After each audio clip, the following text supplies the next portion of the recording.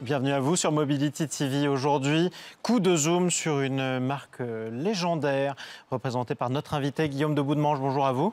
Bonsoir Jean-Marie. Vous êtes directeur général de Jeep France. Pour vous interroger, à mes côtés Arnaud Aimé. Bonjour à vous Arnaud.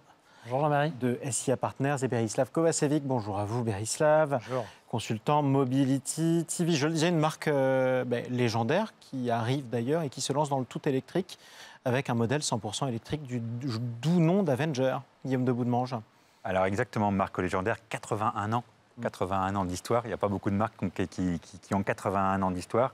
Vous le savez, créée en 1942, popularisée sur les plages de Normandie en juin 1944, et une nouvelle révolution avec ce que vous venez de dire, Jean-Marie, c'est-à-dire le lancement dans 18 jours de la Jeep Avenger, qui sera le premier Jeep 100% électrique. Donc une nouvelle ère pour la mobilité. Il ne manque plus que Captain America sur les plages du débarquement. C'est pas mal trouvé d'ailleurs, Arnaud Aimé. De quoi? Cette idée notamment, ce nom, cette réinvention. Avenger pour le... tout à fait, surtout que je pense que c'est l'occasion de marquer une rupture, j'imagine, par Jeep. J'imagine que vous avez des clients très attachés à l'automobile et à la mécanique, je dirais même. Et donc, j'imagine aussi au moteur thermique. Et du coup, l'interrogation que j'ai, c'est comment on traite avec les clients dont on peut imaginer qu'ils soient attachés à la belle mécanique et à la thermique. Comment est-ce qu'on les convainc de passer à l'électrique? Est-ce que c'est d'ailleurs les mêmes clients qu'on vise ou d'autres clients? Voilà, c'est une vraie transition, enfin un vrai changement pour Jeep. Comment on traite les puristes? C'est même plus qu'une transition, c'est une révolution. C'est-à-dire que vous avez 100 fois raison. Jeep, c'est le gros V8 américain qui fait 350 chevaux, mais qui consomme 25 miles par gallon et qui émet 800 grammes de CO2. Donc en ce moment, ce modèle-là, il n'est plus économiquement possible, il n'est pas éco-responsable, donc il fallait l'oublier. Donc on n'a pas été contraint de faire notre évolution parce qu'on a anticipé, on anticipe les échéances que le législateur nous met en place.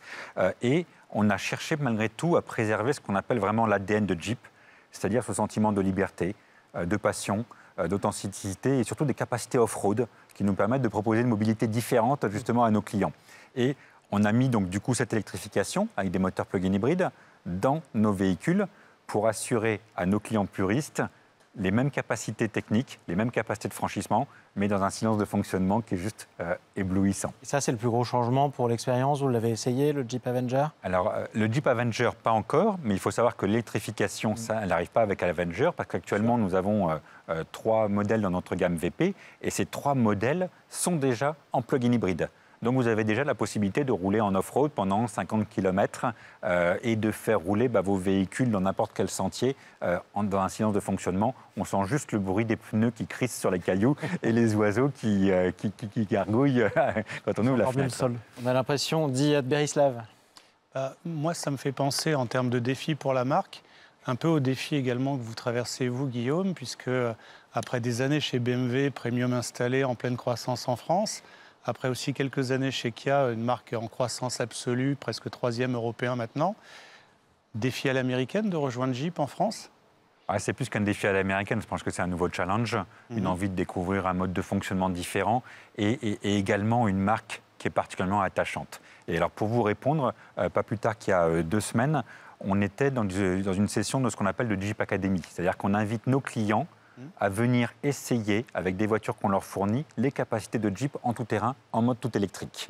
Et une fois que vous avez fait cette expérience, vous êtes convaincu que cette Jeep qui arrive à vous emmener dans des sentiers escarpés, le jour où vous aurez besoin, entre guillemets, de freiner ou d'être dans une situation d'urgence, vous retrouverez ce sentiment de sécurité dans un environnement urbain, dans un environnement autoroutier. C'est ça qui est particulièrement intéressant, c'est la puissance et la force de cette marque qui sont intéressants. Et là, la puissance justement de la propulsion, par exemple, elle va rester avec l'électrification. Et la puissance, effectivement, des capacités off-road va rester avec l'électrification. Avenger, qu'on va présenter dans quelques jours au Mondial de l'Automobile, ce sera sa première mondiale. Allez, je vous dis tout, il y aura 2 versions de roues motrices, mais pour préserver l'ADN de Jeep, il y aura également un concept 4 roues motrices qui va être présent. Donc on aura effectivement cette préservation, entre guillemets, des forces de la marque. Les classiques sont respectés. Arnaud Aimé? Est-ce que, du coup, vous cherchez à avoir la même stratégie sur l'ensemble des géographies. En Europe, il y a la contrainte de l'électrification à marche forcée. Les États-Unis, c'est, j'imagine, de loin le premier marché de Jeep et un fer de lance pour le groupe Stellantis. Est-ce que ce qu'on fait là pour l'Europe avec l'Avenger 100% électrique, ça annonce aussi ce qui va être fait aux USA ou bien on va être sur un marché davantage scindé qu'on l'a été jusqu'à présent? C'est une très bonne question. Je pense que ce qui se passe en Europe préfigure et anticipe ce qui va se passer dans les autres régions du monde, mais sur des échelles de temps qui sont complètement différentes. Et les choses sont très clairement séquencées. Et en Europe, le législateur a dit 2035, plus de voitures thermiques, plus de voitures plug-in hybrides, uniquement de l'électrique. Chez Jeep, pour votre information, on va le faire avant, on va le faire dès 2030.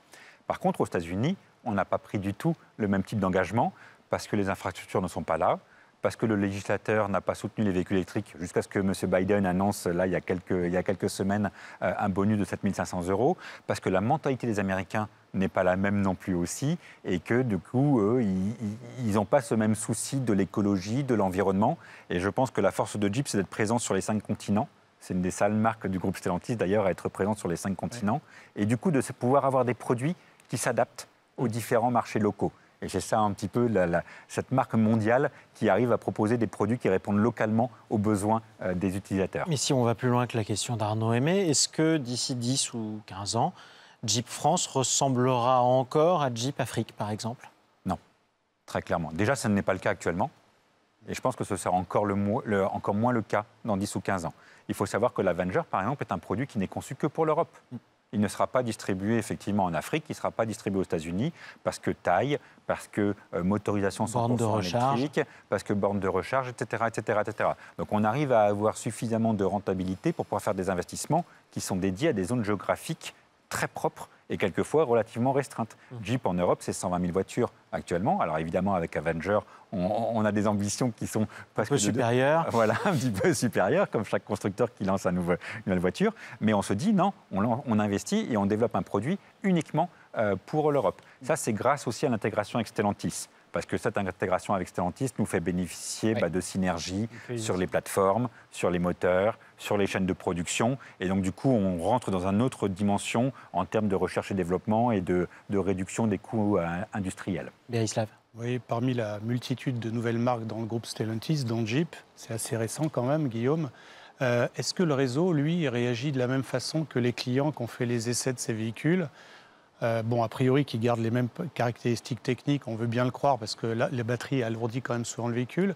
Est-ce que les commerciaux, les conseillers commerciaux du réseau Jeep vont être au moins aussi convaincus pour faire passer ce nouvel ADN Jeep à les clients? Pourquoi je dis ça? Parce qu'on a quand même l'expérience d'autres marques concurrentes sur votre créneau de légende. On pourrait citer une marque anglaise qu'on ne va pas prononcer. Et je connais une partie de ce réseau où c'est plutôt le problème de l'électrification de la vente aux nouveaux clients. Ça vient des commerciaux qui, eux, ont du mal à passer le cap. Alors, je crois qu'il y a 2 niveaux de réponse. Le premier, vous avez parlé du réseau de distribution en lui-même. Oui. Nous, on ne veut pas que Jeep soit distribué dans un petit corner à côté de Peugeot et que le volume de Peugeot, qui fait peut-être 20 fois le volume de Jeep, écrase, entre guillemets, la marque Jeep et permet ou plutôt empêche que l'investisseur ait un focus sur la marque Jeep. Donc, on n'a pas une rationalisation de nos points de vente avec Stellantis qui est poussée à l'outrance. Quand il y a un bon opérateur Stellantis dans une ville, forcément, on a envie de lui confier la marque Jeep. Par contre, quand on a déjà un opérateur indépendant qui ne pense que Jeep toute la journée, on va lui maintenir le panneau tant que la performance est là. Donc ça, c'est au niveau de l'investisseur. Et puis après, la deuxième partie de la question, Bérislav, c'était au niveau des vendeurs. Oui. C'est pareil. Un vendeur, s'il ne transfère pas à son client une partie de l'ADN, une partie de l'enthousiasme, une partie des spécificités, des connaissances des produits, dont les capacités off-road, justement, il n'arrivera jamais à vendre. Parce que Jeep n'est pas la marque low cost, Jeep n'est pas la mieux placée dans les mentalités des gens, etc., en termes de coût d'utilisation. Donc, du coup, on a vraiment besoin de vendre autre chose qu'une mensualité. On a besoin de vendre un produit avec son ADN et ce sentiment de liberté, de nature, d'authenticité, de passion qu'on essaie de raccrocher à la marque Jeep. On a parlé de l'ADN des distributeurs notamment. Parlons de l'ADN du client, de l'utilisateur. Qui était hier l'utilisateur de Jeep et qui sera-t-il demain? Est-ce qu'il y a un changement? Il y a forcément un changement parce que donc, à partir du moment où on fait évoluer nos motorisations, on va s'adresser à une cible de clientèle qui est nouvelle. qui est différente qu'elle nouvelle. Exactement. Il y a 10 ans, Jeep vendait encore 1500, 2000 voitures par an en France. Et les Jeepers se reconnaissaient, faisaient leur petit salut quand ils se croisaient, etc. C'était un club. Et c'était un club, c'est ça, très restreint, avec une petite communauté. Comme dans la moto avec Harley-Davidson. Exactement, l'image est la même et Harley-Davidson est allé vers l'électrification et s'est ouvert à un nouveau public. Après, en plus, avec les spécificités du marché français et l'intégration dans Stellantis, on a également des arguments pour aller vers les ventes aux entreprises, vers les lois longue durée.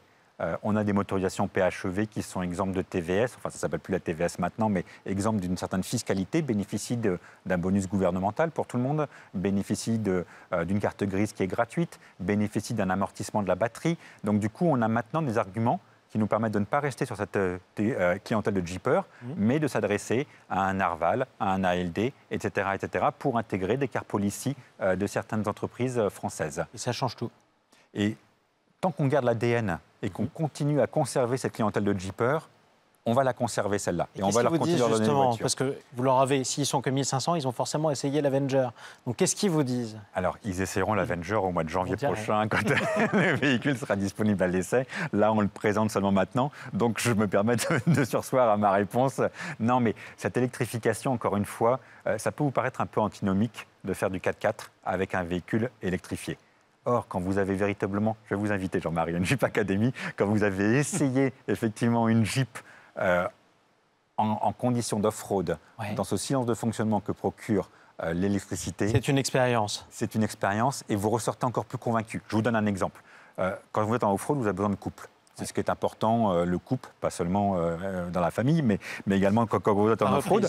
Voilà, exactement, en reprise. Or, quoi de mieux qu'un moteur électrique c'est vrai. Pour pouvoir dispenser du couple tout de suite, j'ai même pas envie de dire à bas régime, mais dès que vous effleurez l'accélérateur, c'est le moteur électrique. On décolle. Exactement. Sauf que vous m'avez donné envie d'y être et de l'imaginer. Donc il y a le silence, il y a le confort, il y a la puissance, mais il y a aussi la durée.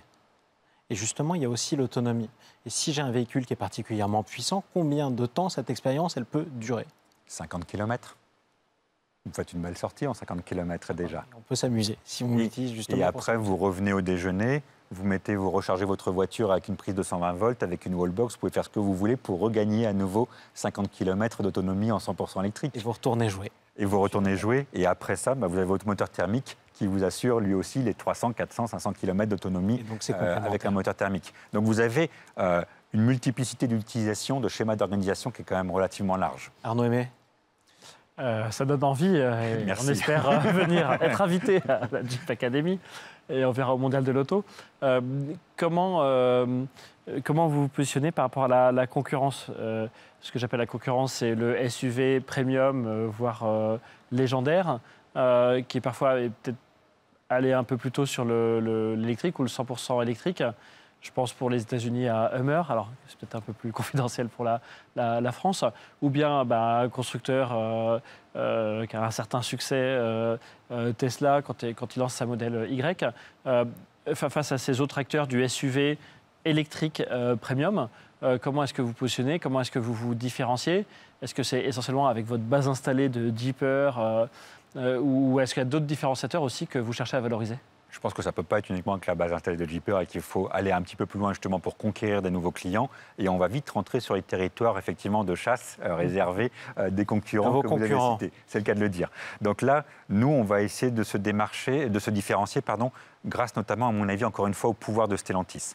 Stellantis apporte vraiment une plus-value en termes de qualité de motricité, en termes d'efficience électrique, en termes de capacité à produire des batteries avec un bon schéma d'approvisionnement, ce qui fait que voilà, c'est cette qualité de fabrication, c'est cette puissance en termes de recherche et développement qui peut-être plus que d'autres concurrents qui appartiennent dans des groupes plus petits n'arrivent pas effectivement à faire parce que ça nécessite, vous l'imaginez, des capacités d'investissement, des besoins d'investissement qui sont énormes. Alors, on a parlé des concurrents de toujours, il faut aussi parler des concurrents qui arrivent. Il y en a d'autres qui arrivent sur ce créneau-là. Mais Aïslav? Des Asiatiques au hasard? Au hasard, par exemple. Comment Stellantis, qui est présent justement sur les 5 continents grâce à Jeep, le prévoit pour le marché français? Quelles sont les prévisions? Est-ce qu'il y a un risque qu'une partie du réseau ait envie également de distribuer ces nouvelles marques puissantes? Parce que quand on voit les volumes de ces marques en Chine, ils ont tellement de force sur leur marché intérieur qui vont forcément arriver avec des moyens marketing puissants. On le voit déjà, ils sont sponsors de nombreux clubs de football et on les retrouve effectivement assez présents dans nos réseaux de distribution. Ils ont encore une image à construire. Et même s'ils se servent d'un blason anglais pour pouvoir les aider effectivement dans la construction de cette image-là, ça ne suffit pas. J'ai l'impression que le client n'est pas dupe non plus aussi et que l'image qu'il a d'une MGA, une MGB n'est pas tout à fait la même quand il voit un produit dans une concession. Donc il y a ce grand écart qu'il va falloir qu'ils essaient de rationaliser. Ensuite, il y a peut-être par rapport à ces produits chinois une petite peur d'un aller-retour.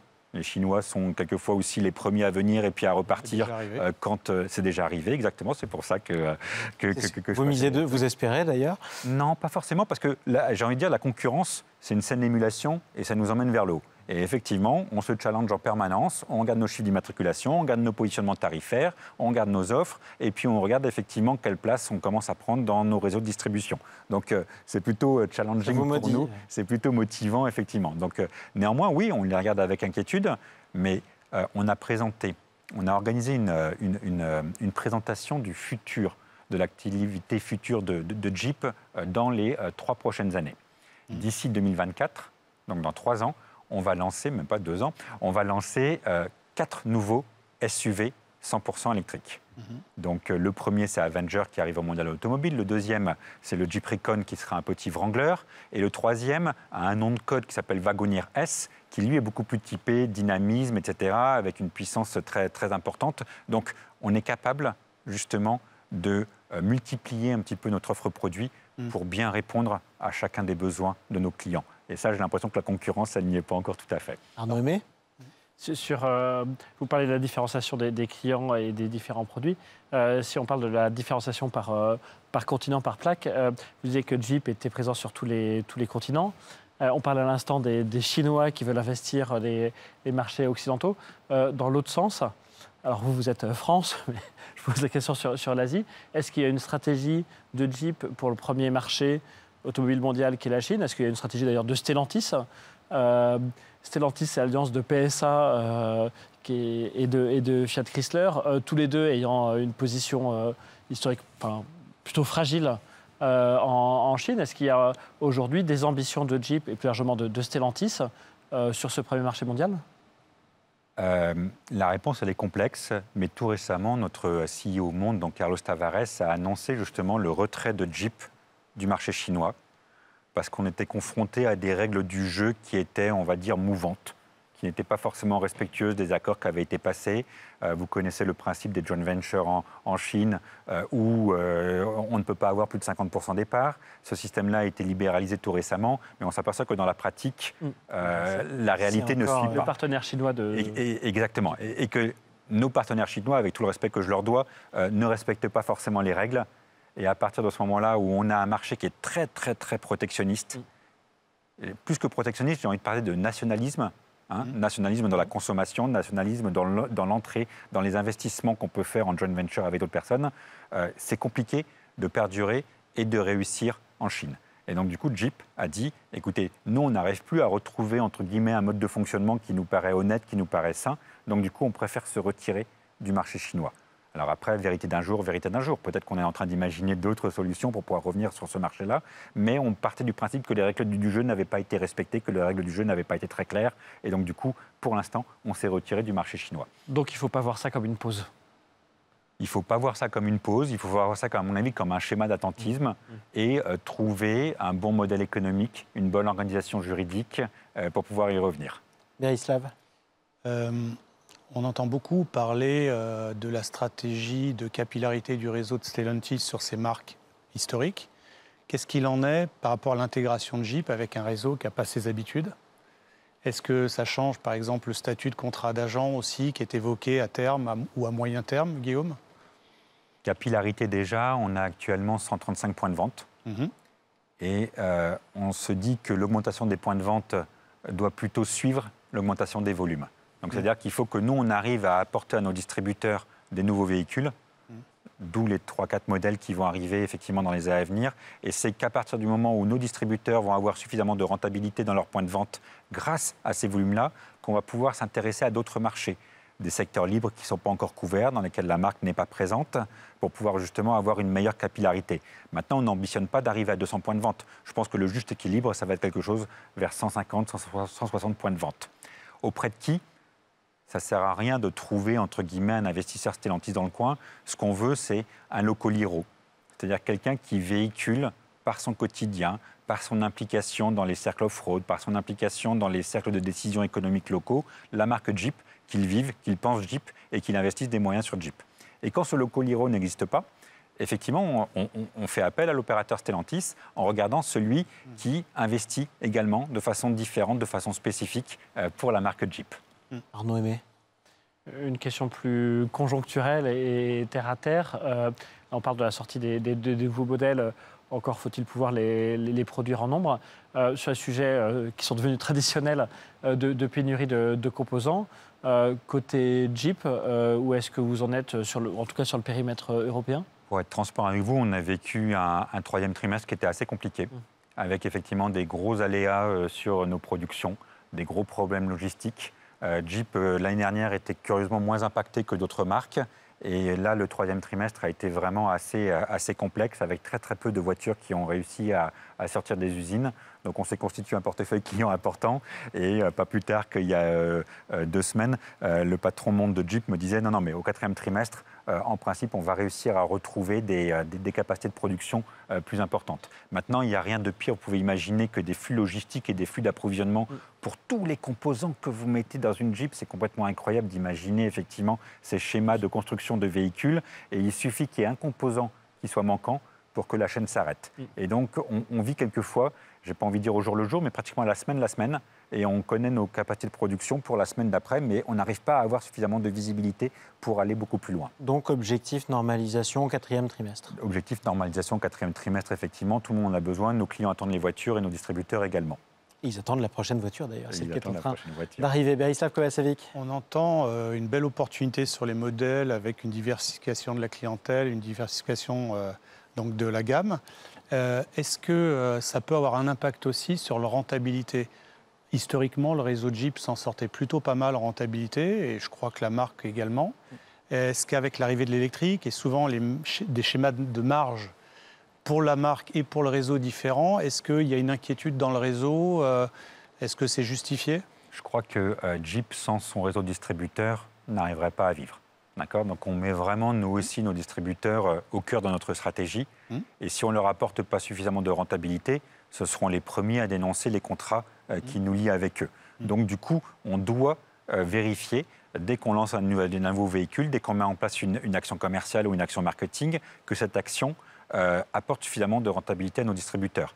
Et on a des réunions très fréquentes avec leurs représentants, avec les groupements des marques, etc., pour pouvoir construire ensemble, justement, nos actions et sécuriser ainsi une rentabilité. Étant entendu, et vous avez raison, Berislav, que la rentabilité chez la marque Jeep est la plus élevée de toutes les marques chez Stellantis. C'est la marque qui unitairement rapporte le plus de rentabilité à nos distributeurs. Comment ça s'explique d'ailleurs ? C'est une pépite. Ça s'explique par un prix moyen qui est beaucoup plus élevé, déjà également, du fait effectivement des capacités tout-terrain, du fait du plug-in hybride sur nos véhicules.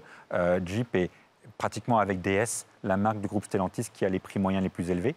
Un Wrangler, c'est 80 000 € maintenant. Hein. Donc du coup, quand vous en vendez, et c'est un véhicule sur lequel on a plus de demandes que d'offres, forcément, votre prix moyen, il augmente considérablement. Donc ça vient du prix moyen et ça vient de conditions de marché qui sont également assez intéressantes. Encore une fois, c'est ce que je vous disais, Jeep, notre argument de bataille, ce n'est pas le prix, ce n'est pas l'offre locative, ce n'est pas ce qu'on appelle un TCO pour un utilisateur, c'est plus effectivement tout ce qu'on va pouvoir apporter comme solution de mobilité additionnelle à nos clients et à nos prospects. Et on rappelle d'ailleurs, quelles sont ces solutions de mobilité additionnelles ? Donc l'électrification avec le plug-in hybride et puis ses capacités off-road, sans compter des nouvelles modes de commercialisation que sont évidemment la LOA, la LLD, voire même une formule d'abonnement sur laquelle on réfléchit pour Jeep Avenger. Question subsidiaire avant de redonner la parole à Arnaud. Comment votre réseau de distributeurs a accueilli la nouvelle de l'électrification, si j'ose dire, à marche forcée ? C'est quand même une métamorphose profonde. Je pense qu'il ne l'a pas accueilli comme une obligation, mais qu'il l'a accueilli comme une option salvatrice un petit peu. C'était vraiment ce qu'ils attendaient, parce que jusqu'à présent, ils avaient des moteurs essence, des V8, etc., qui effectivement émettaient 500 grammes de CO2 et on se coupe d'une partie de la clientèle, encore une fois, ne serait-ce que par le taxe au poids, ne serait-ce que par le malus sur le CO2, ne serait-ce que par des car policy qui refusent des voitures émettant beaucoup de CO2 et effectivement la ZFE. Donc ils savaient très bien que si on continuait uniquement dans cette direction-là, la marque Jeep ne pourrait plus rester sur le marché français.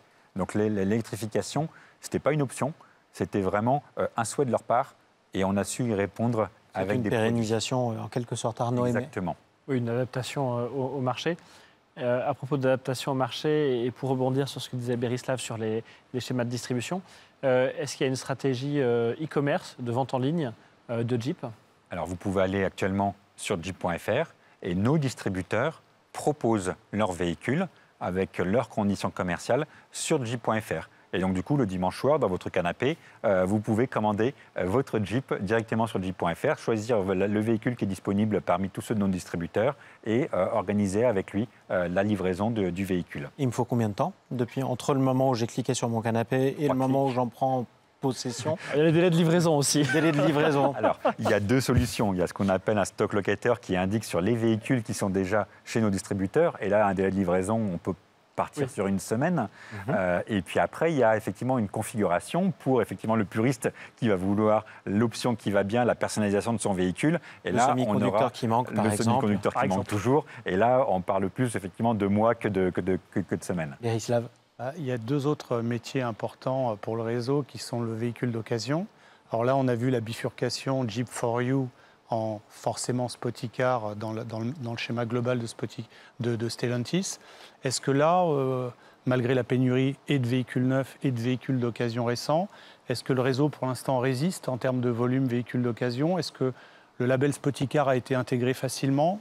On en est où à peu près des démarches? On a eu une très bonne adhésion de nos distributeurs au label Spoticar, qui ont tout de suite vu les avantages de ce label VO, une puissance de frappe énorme en termes de médias, en termes de capacité de reconditionnement, en termes d'offres produits, en termes de PLV, en termes de promesses pour le client. C'est vraiment un des premiers labels sur le marché français et ça doit être le label qui commercialise le plus de véhicules d'occasion en France. Donc cette force-là, ils vont en bénéficier. Et après, on a toujours un petit peu ce qu'on appelle du sourcing sur des véhicules d'occasion Jeep, ne serait-ce que des clients qui veulent passer sur un véhicule électrique et qui vont nous rendre le diesel ou qui vont rendre la Jeep en essence. Et là-dessus, il y a un marché de l'occasion qui est très favorable en ce moment, puisqu'il y a une pénurie sur le neuf, les gens se rabattent sur l'occasion, et on dit souvent du coup qu'il y a toujours cette loi de l'offre et de la demande, il y a moins d'offres, il y a encore plus de demandes, donc du coup les prix du véhicule d'occasion augmentent.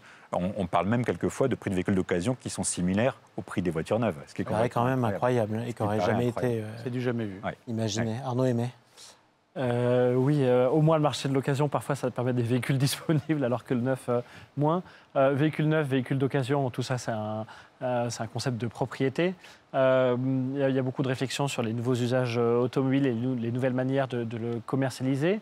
Il y a de plus en plus de formules d'abonnement qui apparaissent sur le marché poussées par les constructeurs. Vous-même, vous en êtes où dans cette réflexion de la formule d'abonnement pour vendre plutôt l'usage plutôt que la propriété? Déjà, je reviens sur un point. Avec Free to Move de Stellantis notamment. Voilà, sur la possession du véhicule qui n'est plus un argument de vente maintenant, effectivement, pour nos clients qui cherchent plus une solution de mobilité, c'est le cas de le dire, et auprès de qui on va proposer effectivement des offres locatives. Typiquement, le Jeep Avenger qui sera révélé le 17 octobre, on ne va pas communiquer sur un prix catalogue, on va communiquer uniquement sur une offre locative qui sera particulièrement agressive. Et après, ce véhicule Jeep Avenger qui cible une clientèle qui va être plus féminine, plus urbaine, plus connectée, on a exactement la typologie de la clientèle qui est la cible d'un abonnement. Qui va utiliser un téléphone mais avec un abonnement et qui va vouloir s'affranchir de toute contrainte d'utilisation, de location sur du 36 mois, 48 mois, etc. Et gagner en liberté, gagner en mobilité et pouvoir vendre sa voiture, entre guillemets, du jour au lendemain dès qu'elle n'en aura plus besoin. Donc effectivement, on va développer pour Jeep Avenger, au moment du lancement, une formule d'abonnement. À voir le 17 octobre. Exactement, au mondial. Mais peut-être une dernière question. Vous parlez d'une cible plus féminine, plus connectée, plus urbaine pour l'Avenger. C'est pas le Jeeper historique? Alors, c'est pas le Jeeper historique, ça, je vous le confirme. Mais c'est encore une fois, c'est déployé dans les centres-villes urbains tout l'ADN de Jeep et s'adresser à une clientèle. Le but du jeu pour Avenger, c'est d'arriver, alors chaque constructeur qui lance un nouveau produit dit que les volumes vont venir s'ajouter à ceux déjà réalisés. Ouais. On n'est pas naïf non plus à ce point-là, mais c'est vraiment toucher une cible qui est complètement différente. De conquérir de nouveaux territoires. De conquérir de nouveaux territoires. Si possible, urbain. Merci Guillaume de Boudemange, Je vous remercie. Merci. directeur général de Jeep France. Merci à Arnaud Aimé également de SIA Partners. Et merci à vous, Berislav Kovacevic, consultant Mobility TV, cette émission que vous pouvez retrouver d'ailleurs sur la chaîne YouTube de Mobility TV.